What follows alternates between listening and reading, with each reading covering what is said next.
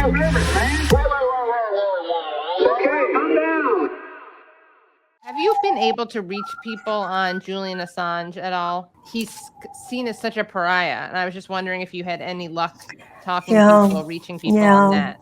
And then I have another question after, but Yeah, it's very sad. Andrew Coburn's been talking about this. He's going to be writing an article. I saw Stella when I was in London last. Stella Morris is Stella Morris, that's who's a wonderful woman. Wife and the mother of his two kids and a lawyer. Yeah, she's a wonderful woman. And their work at the moment, their focus is on the British courts and hoping that they will not expedite. But you're right, here it's just absurd, the lack of support he gets among people who should be afraid. They should be very, very afraid. His case is such an attack on the free press.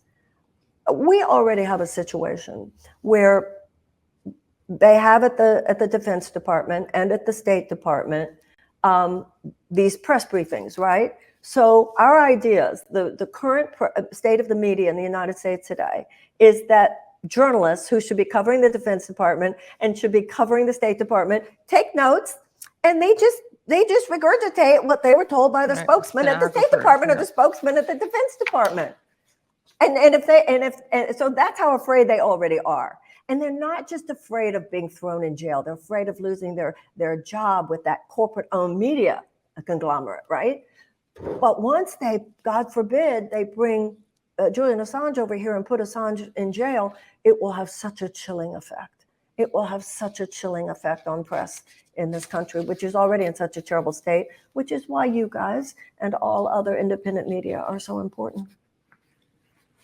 Somebody's got to tell it like it is. And even when you and I disagree. Yeah, right, which we do, yeah.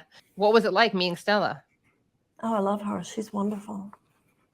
She's wonderful. But of course, she's, I have tremendous admiration for her. And I have such admiration for her because on one hand, she's in love with this man. She's mother of his two children. And she feels the injustice of it. She met him because she was a lawyer on his team, right?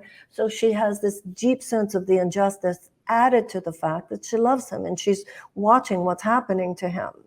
And yet, when you see her in interview after interview, she's so sophisticated and so calm and so elegant.